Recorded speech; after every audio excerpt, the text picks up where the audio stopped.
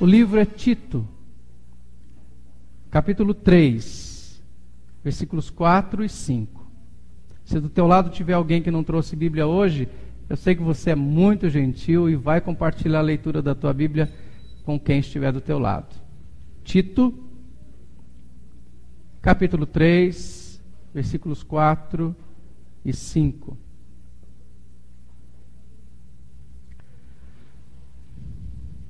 Glória a Deus. Podemos ler?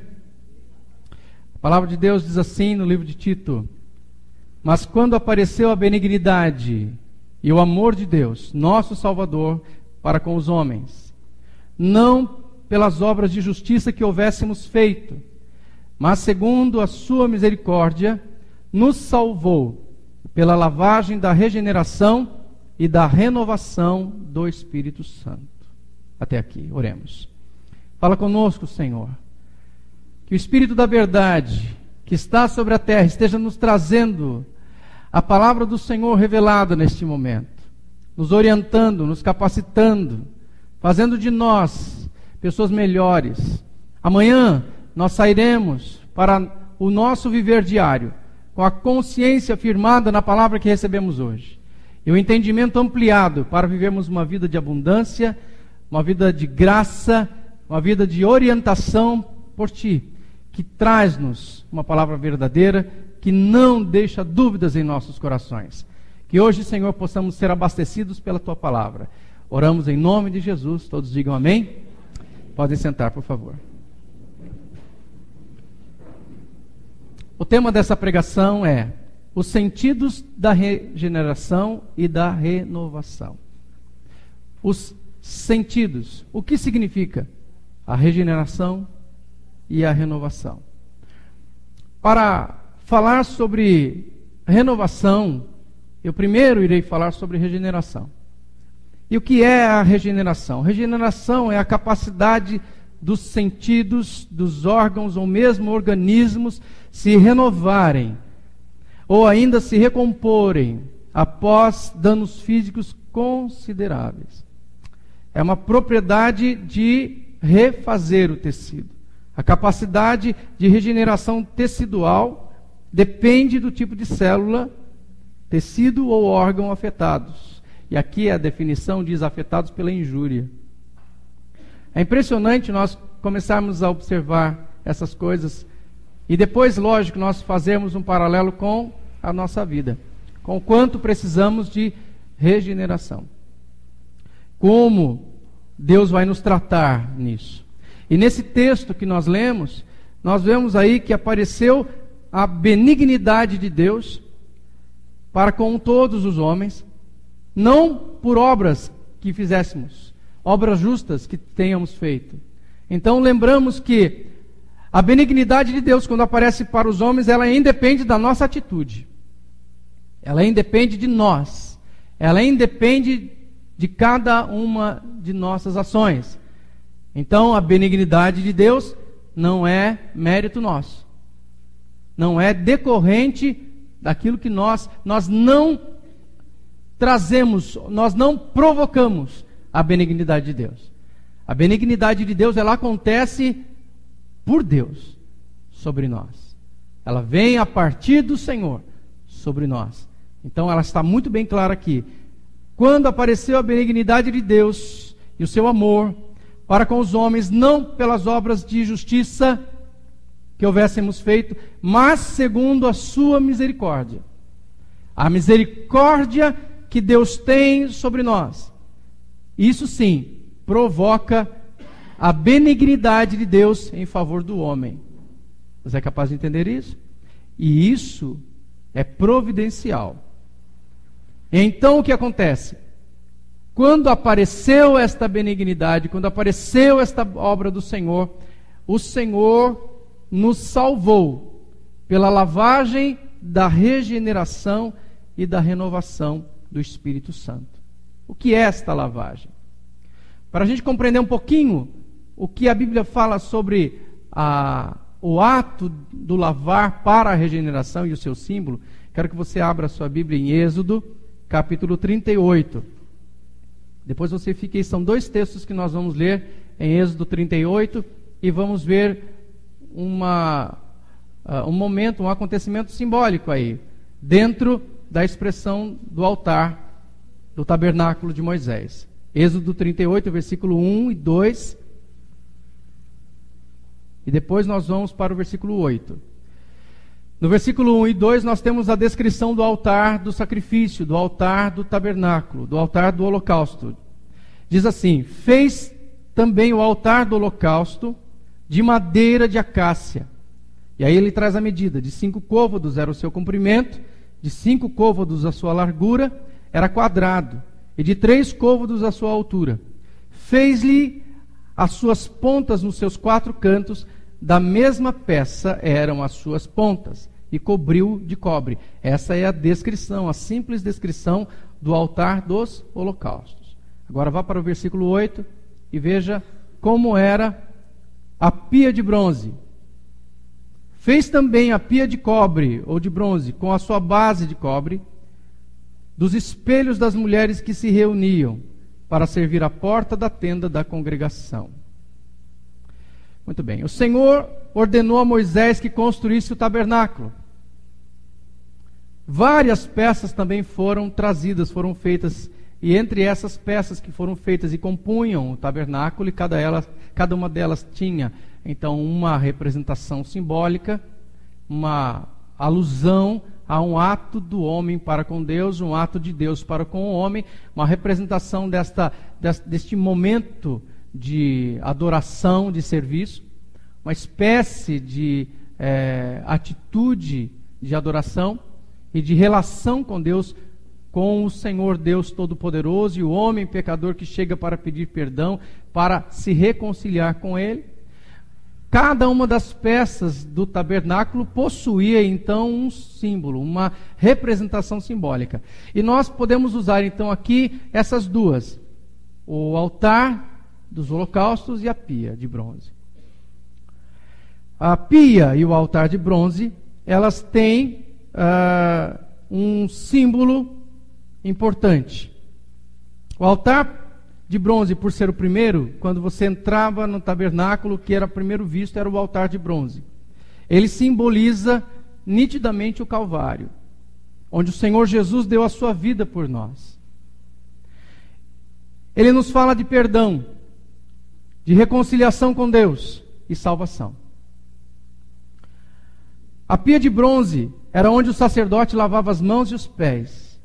Nos fala então do Espírito Santo e da palavra de Deus. A água simboliza o Espírito Santo e a pia a palavra de Deus. O altar de bronze representa a regeneração e a pia de bronze a renovação. No altar de bronze havia então o sacrifício. Havia a morte para a regeneração.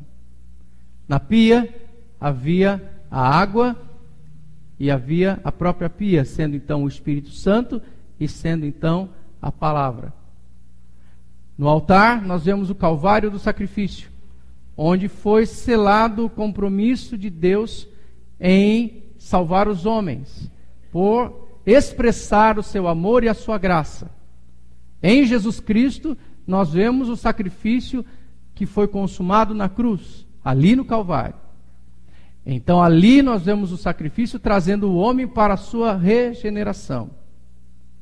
E quando nós vamos até a pia de bronze, quando nós chegamos junto à pia de bronze, vemos a manifestação da presença do Espírito Santo de Deus e da condução pela palavra de Deus para promover ao homem a renovação, ou seja, o desenvolvimento.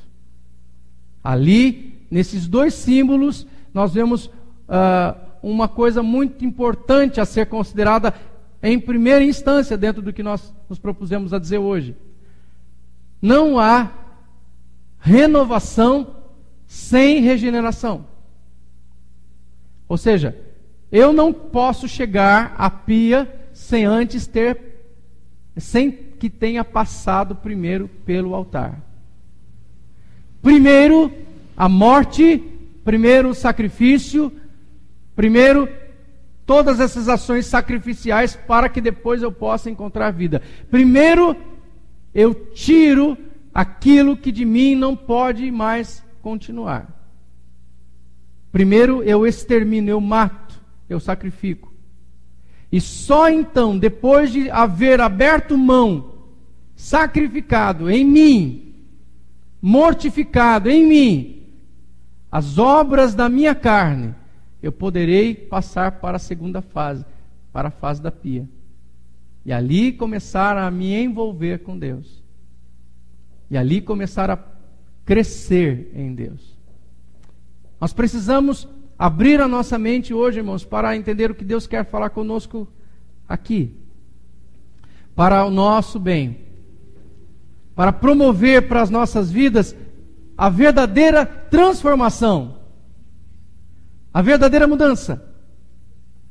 Muito embora nós tenhamos a possibilidade, a capacidade de ocultar, de esconder, de guardar dentro do nosso coração coisas que não foram mudadas, como pecados que estão sendo ainda cultivados, coisas que ficam lá, que você não mexe, que você deixa ali como se aquilo fosse um grande companheiro da sua vida, que no momento do teu lazer você tira, abre aquele baú e convida aquele pecado para sair para fora, porque você está a fim de se divertir. E usa, e abusa, e explora, e se acaba, e se esbanja, e depois volta, guarda, e a consciência te arrebenta. Por quê? Aí vem, o salário do pecado é a morte. E essa destruição, essa mortandade, ela acontece em vida. Essa destruição através do uso do pecado, ela vai acontecendo em vida.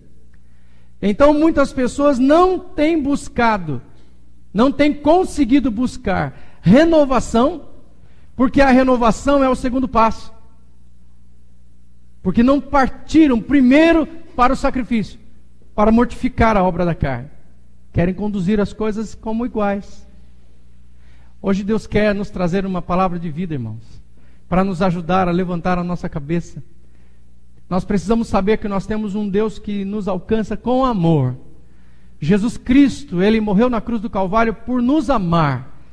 Se fosse para vir trazer condenação ao mundo, então Jesus não viria. Mas o ato de Jesus ter nascido, ter vindo ao mundo, ter crescido para nos dar uma palavra de vida, foi uma palavra de amor, de esperança, uma palavra de renovação e de regeneração, para que nós nos sentíssemos, embora incapazes, pessoalmente, individualmente, com as nossas próprias forças, incapazes de assumir uma responsabilidade de viver uma vida santa para sempre, nós aceitamos o grande desafio de viver para Jesus e aprender pelas suas palavras qual é o caminho para chegar até Deus. Qual é a luta que está proposta a cada um de nós?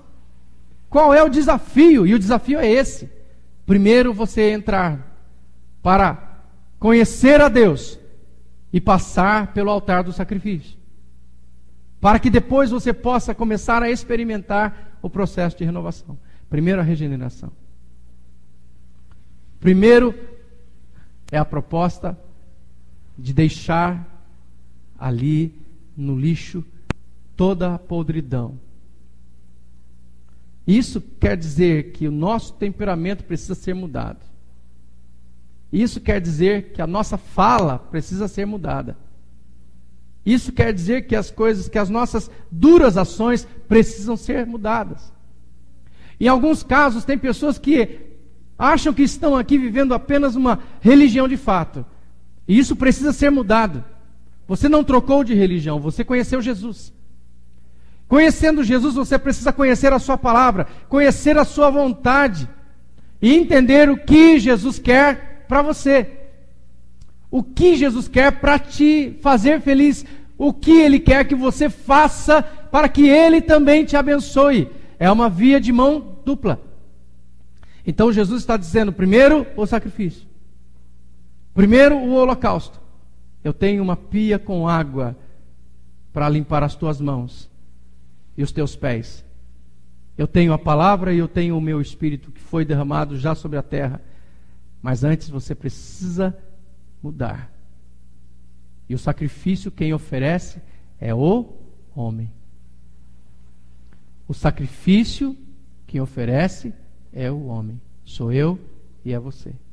Ah, pastor, mas Jesus já se ofereceu como sacrifício por mim. Sim, mas nessa analogia nós temos que entender que o sacrifício para a transformação, quem oferece sou eu e é você. É um primeiro passo. Regeneração sem frutos não é verdadeira, irmãos. Abra sua Bíblia em Gálatas capítulo 5. Gálatas 5, versos 19 até 25. Para que haja regeneração de fato, nós precisamos então começar a entender quais são essas características da regeneração. Uma regeneração sem frutos, ela é falsa. Gálatas 5, 19 a 25 diz: porque as obras da carne são manifestas, as quais são adultério, prostituição, impureza, lascívia, idolatria, feitiçaria, inimizades, porfias, emulações, iras, pelejas, dissensões, heresias, invejas, homicídios, bebedices, glutonarias e coisas semelhantes a estas, acerca das quais vos declaro, como já antes vos disse, que os que cometem tais coisas não herdarão o reino de Deus. Uma pausa aqui. Parece que o autor de Gálatas veio com gosto, né? Veio com vontade para poder descrever mesmo, para que ninguém tenha dúvidas, para que ninguém tenha nenhuma dúvida acerca daquilo que não agrada o Senhor. Isso aqui para mim, sabe o que é, irmãos? Isso aqui para mim é aquela capa, aquela pele velha, aquela pele morta que precisa ser tirada de nós. Isso aqui para mim é o resquício do homem antigo. Regenerar é o quê? É tirar aquilo que está velho e morto na superfície para dar a oportunidade ao tecido novo se formar. Regenerar é mudança.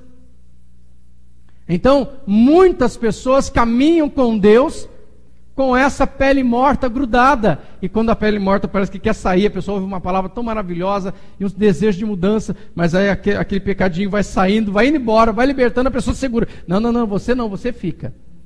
Você continua. Você eu preservo. E cola, passa, né? E cola. Passa uma salivinha para colar ali a pele, fica aí que você vai estar bem guardadinho aqui, ninguém vai te ver, ótimo.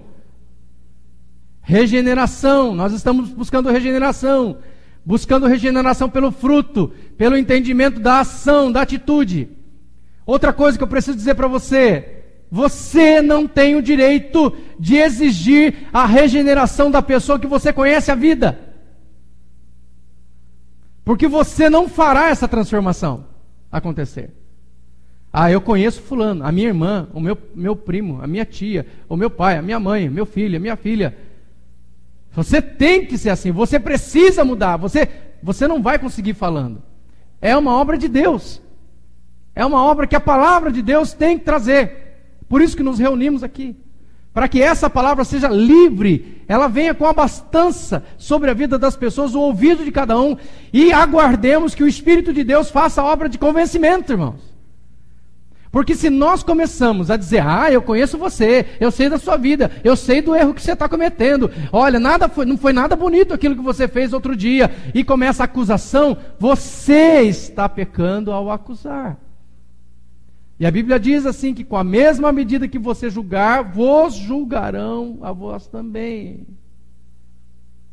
O ser humano é difícil, irmãos. Bem disse a Márcia, na sua eloquente leitura. O ser humano é complicado, o ser humano é difícil, porque todos nós temos nossas falhas. Agora, até que ponto eu entendo que uma falha me leva a um pecado que vai me afastar de Deus e vai me trazer penalidades? Ou até que ponto eu entendo que uma falha, ela está vindo, mas eu estou lutando contra ela, eu estou me unindo a Deus e me afastando das falhas, dos erros, para me tornar uma pessoa melhor? Qual é a motivação? Este é um ponto. Qual é a tua motivação e a minha motivação em continuar sendo cristão? Qual é? Onde está a manifestação da graça de Deus? Suprindo a minha falha. Onde está a manifestação do amor de Deus no meu coração? Você ainda acha, ainda continua firme no plano de salvação para a tua vida? Ainda está preocupado em que se você morrer, para onde você vai? Ou de repente você está vivendo os seus dias de forma infrutífera, mas simplesmente passou para a religião e não consegue tomar uma atitude de fato de convertido?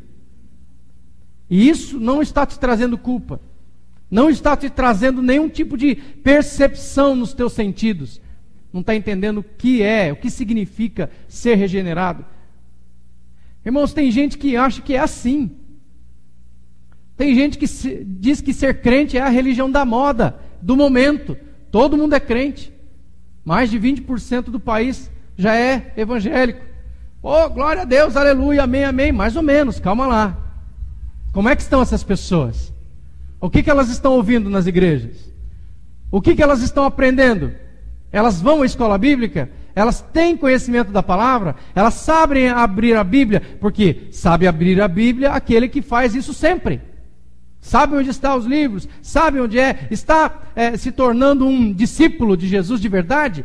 Ou não? Só vai à igreja, volta para casa, vive toda aquela vida terrível de lutas e volta para o fim de semana para poder, eu quero ouvir uma musiquinha, eu quero escutar uma palavra bacana, e só. Será que é isso que está trazendo as pessoas à igreja? Irmãos, que não seja isso que esteja acontecendo com você, em nome de Jesus, porque nós estamos te entregando tesouros aqui, nós estamos entregando palavra viva para te ajudar a viver transformadamente, renovadamente, restauradamente em Cristo Jesus. Isso pode mudar o curso da sua vida, te ajudar a ser melhor, te ajudar a viver abençoadamente. Então, todas as obras da carne que são manifestas sobre o homem estão declaradas nesse texto, ora lido. E isso é para cada um de nós um alvo a ser destruído, a ser atingido. Uma meta para cada um de nós.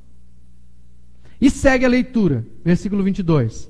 Agora sim, mas o fruto do Espírito é o quê? Amor, alegria, paz, longanimidade, benignidade, bondade, fé, mansidão, temperança.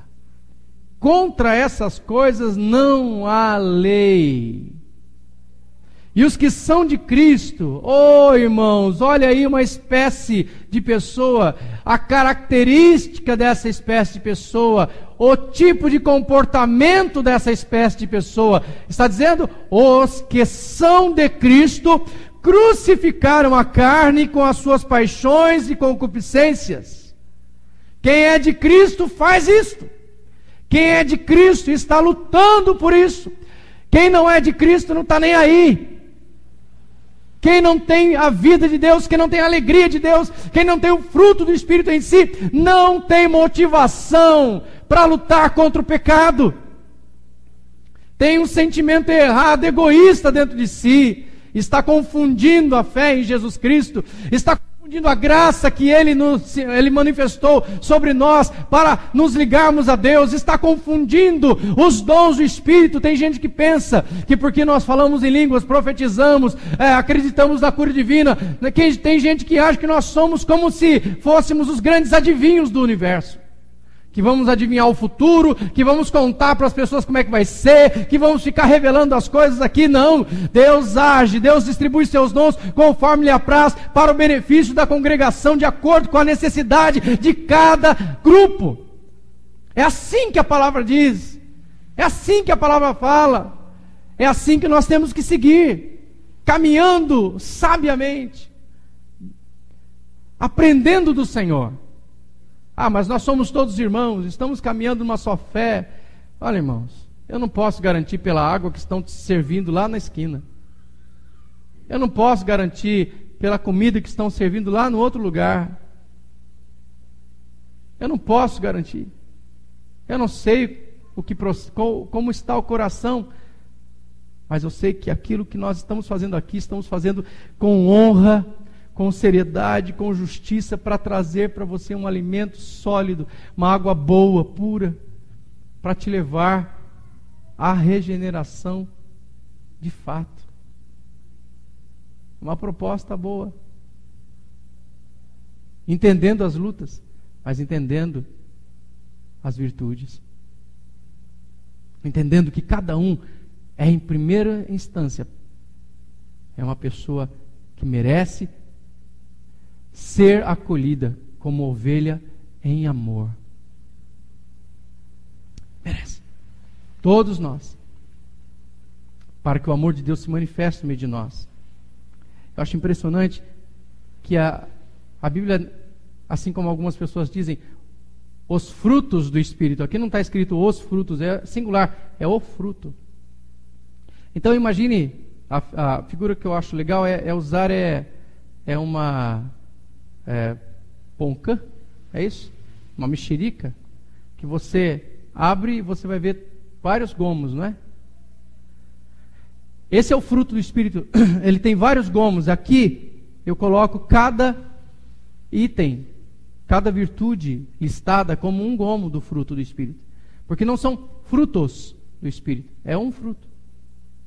E no fruto, cada gomo, um gomo chama-se amor, o outro alegria, o outro paz, o outro longanimidade, o outro benignidade, o outro fé, o outro mansidão, o outro temperança, o outro domínio próprio. Cada gomo, cada um, é uma virtude. Olha o conjunto de virtudes que o Senhor uniu e que sabor terá esse fruto, irmão? Hein? Que gosto terá o fruto do Espírito na tua vida? Hein? Imagine o que isso não produz em você. Imagine o que essas virtudes não trarão de benefícios para você e para mim. Imagine quantos nutrientes, quantas vitaminas, imagine quanta força nós não adquiriremos para a nossa vida. Quantas vezes você lutou achando que estava sozinho? Quantas vezes você se desesperou, se amedrontou? Quantas vezes você planejou o suicídio, planejou desaparecer do mapa, abandonar a família? Quantas vezes você pensou nisso? Quantas vezes você pensou em sair daquele emprego? Estava tudo indo bem, mas do nada o seu coração se entristeceu. Você queria virar as costas e sair daquele emprego. Não gostei mais daqui, não estou bem. Quantas vezes você lutou sozinho, você não foi compreendido. Mas se o fruto do Espírito tivesse se manifestado naquele lugar, nada disso teria acontecido. As coisas para as quais você teria que dizer não, às vezes você ficou quieto. As coisas para as quais você teria que dizer sim, você disse não, porque não soube discernir. Faltou o fruto do Espírito. Faltou ter o sabor, faltou ter a vitamina, faltou ter as propriedades, as virtudes desse fruto. Todas essas virtudes aqui dentro do ser humano o fazem uma pessoa muito boa, que vai certamente lutar ousadamente para cumprir a vontade de Deus na terra. E aquele que tem o fruto do Espírito, ele está passando por um processo de regeneração vivo, regeneração em vida, no caminhar dos seus dias, e ele está em paz. Senhor, tu queres mudar esse lado aqui? Olha, pode mudar. Amanhã o Senhor vai mudar esse lado aqui? Pode mudar. O meu coração, o Senhor já colocou o fruto. No meu coração o Senhor já colocou as virtudes. Eu já sei qual é o meu propósito aqui dentro, no reino de Deus. Eu sei a que eu vim. Eu compreendo que existam ainda imperfeições na minha vida e coisas que precisam ser regeneradas, mas é a tua palavra que vai me guiar, é o teu Espírito que vai me lavar. Eu serei cada dia uma pessoa melhor, pronta para glorificar o teu nome com as minhas ações. O fruto do Espírito tem que estar dentro de nós. Regeneração sem fruto não é verdade. Mas a proposta para você é o fruto. Regeneração inclui atritos que tiram a camada envelhecida. Veja o que está escrito em 2 Reis, capítulo 5. Um texto muito famoso, conhecido da palavra. 2 Reis 5, versículo 9 até o 14. Uma história que mostra um homem que exercitou a sujeição e a humilhação em prol da regeneração.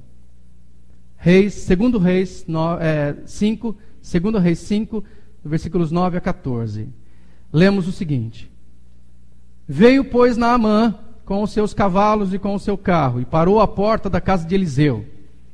Então Eliseu lhe mandou um mensageiro dizendo: Vai, lava-te 7 vezes no Jordão, no rio Jordão, que era um rio imundo, muito sujo, e a tua carne será curada e ficarás purificado. Naamã sofria de lepra. Porém, Naamã muito se indignou e se foi, dizendo: Eis que eu dizia comigo, certamente ele sairá, por-se-irá em pé, invocará o nome do Senhor seu Deus, passará a sua mão sobre o lugar e restaurará o leproso. Falando de si próprio. Não são porventura Abana e Farpar, rios de Damasco, melhores do que todas as águas de Israel? Não me poderia eu lavar neles e ficar purificado? E voltou-se e foi-se com indignação.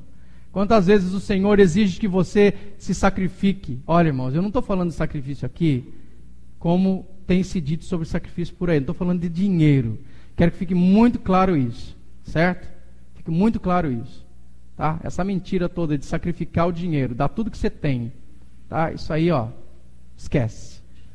Nós estamos falando sobre um sacrifício muito mais virtuoso do que esse, que é aquele que as pessoas às vezes dão muito dinheiro na igreja, mas não muda de vida, tá? E acho que com isso estão negociando com Deus. Errado, mentira. O sacrifício que Deus quer é aquele que muitas vezes dói no nosso coração, porque aquilo que precisa ser transformado em nós, é ali que começa a mudança. E às vezes o Senhor exige que nós tomemos uma atitude, nós baixemos a nossa cabeça, como dizia papai, baixar a crista, baixemos a nossa cabeça, nos curvemos, venhamos a ceder à vontade de Deus. Você tem que parar de brigar com Deus, irmão. O Senhor está falando, e você está entendendo outra coisa. Ele está dizendo o que para você? Branco, branco, branco, branco, branco, branco, branco. E você está entendendo verde. Fala de novo, Deus. Deus fala branco. Verde. Aí não. Fala mais uma vez, Senhor. Usa o teu profeta de novo. Fala de novo. Branco. Verde. Tem gente que não quer se dobrar à vontade de Deus. E fica mudando a palavra. E fica interpretando a palavra segundo a si próprio. Não é assim. A palavra está sendo trazida claramente. Por isso que nós precisamos ser claros. Naamã, eu não vou te honrar como chefe da guarda, como poderoso que você é dos exércitos. Eu não vou nem sair da minha casa para te receber. Você queria que eu fosse aí, ficar em pé, invocar o nome do meu Deus, passar a mão sobre a ferida, sobre a sua lepra, te declarar curado? Não. Eliseu ficou lá quietinho e mandou o seu menino dizer para ele: olha, o mestre mandou você ir se lavar no Jordão. Vai lá, no rio mais sujo. Porque justamente para curar, não em primeiro lugar a sua lepra, mas curar em primeiro lugar o seu orgulho. Deus quer nos mudar. Quando nós pedimos um favor de Deus, Deus faz 2 por nós. Ele muda aquilo que nós queremos e Ele muda aquilo que nós nem imaginamos. A lição de Deus é sempre mais profunda. Será que essa lição poderá ser vista, encontrada, reconhecida nessa noite? Eu espero que sim. Então, versículo 13.